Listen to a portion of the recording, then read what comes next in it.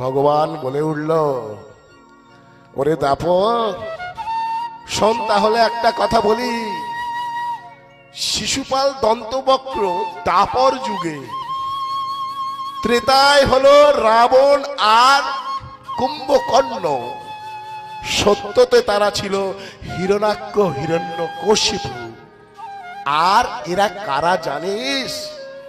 এরা তো আমারই অংশজাত, আমারই বৈকুণ্ঠের দ্বার রক্ষক জয় আর বিজয়। এই শিশুপালকে আমি কিন্তু হত্যা করতে চাইনি রে। শিশুপালের পিতা, শিশুপালের মাতা হলো আমার পিসিমা। শিশুপাল যখন জন্ম নেয়, 4টে হাত আর 3টে চোখ, দুদিকে দুটো, মাঝখানে একটা, 4টে হাত নিয়ে জন্ম নিয়েছিল। পিতামাতা খুব অসুখী ছিল, কিন্তু দৈববাণী হলো যে ব্যক্তি শিশুপালকে কোলে নেবে বা তাকাবে, তার চোখের চাউনিতে যে যখনই ওই শিশুপালের দুটো হাত খসে যাবে, একটা ত্রিনয়ন খসে যাবে, ভাববে তারই হাতে ওর মৃত্যু হবে।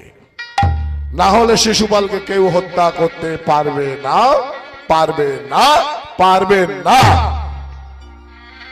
শিশুপালের মা কি করলো?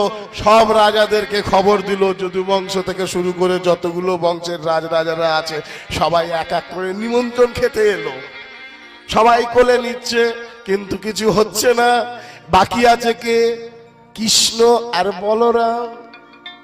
এইবারে কৃষ্ণের কাছে এসে বলছে, কৃষ্ণ, আমার ছেলেটা কেমন দেখতে হলো না হলো তুই একবারও গেলি না, গিয়ে দেখে আসলি না? চল চল আমার ছেলেকে দেখবি, চল। ভগবান বলে, আমি তো যাব না বেশি। বলে, কেন যাবি না? বললো, না আমার সময় হবে না এখন। ভগবান তো যেতে চাইনি। বললো, না কোনো কথা শুনবো না, চল চল।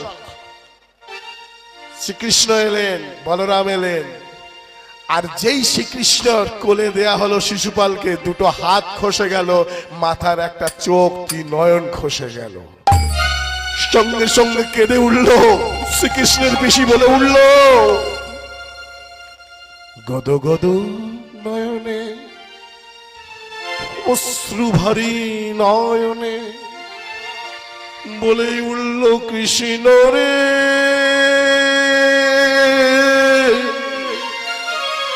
ওরে কৃষ্ণ রে, ওরে কৃষ্ণ, আমি যে তোর পিসি, আর এই শিশুপাল হলো তোর পিসিরই সন্তান।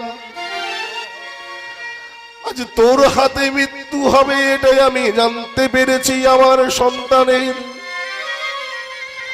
ওরে কৃষ্ণ, তুই কি তোর নিজের ভাইকে হত্যা করবি?